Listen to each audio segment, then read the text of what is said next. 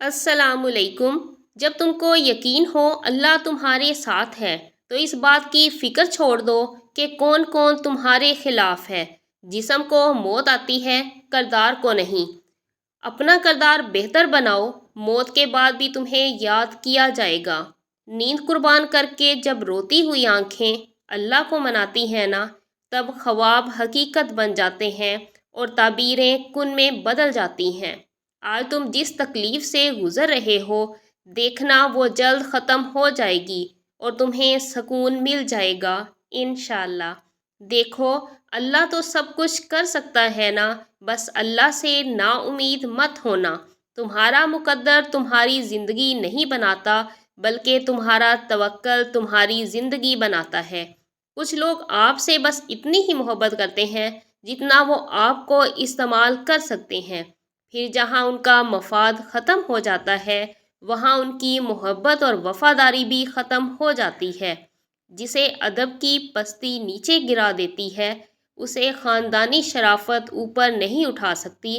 وہ جنگلوں میں بھی راستہ نکال دیتا ہے، وہ سخت سردی میں بھی سورج نکال دیتا ہے، وہ سخت گرمی میں بھی بارش کو برسا دیتا ہے۔ وہ آپ کا اللہ ہے، آپ کی اذیت بھی سکون میں بدل سکتا ہے۔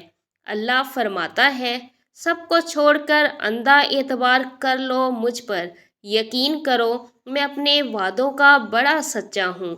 پڑوسی کا بچہ بھوکا ہے یہ کسی کو نہیں معلوم، مگر پڑوس کی لڑکی کہاں جاتی ہے یہ سب کو معلوم ہے۔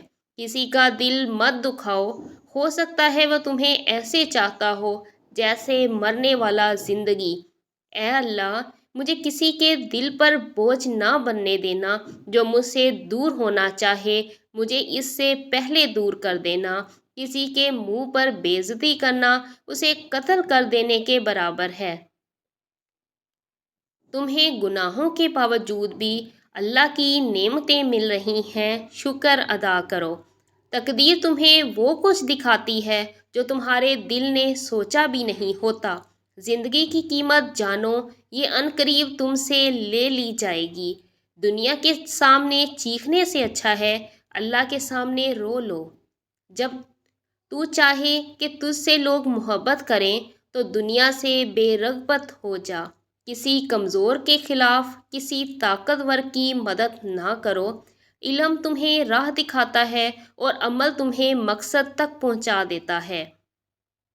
قرآن دل و دماغ کھول دیتا ہے، مگر اس کے لیے پہلے قرآن کھولنا ضروری ہے۔ اپنا اور دوسروں کا خیال رکھیں، خوش رہیں، خوشیاں بانٹیں۔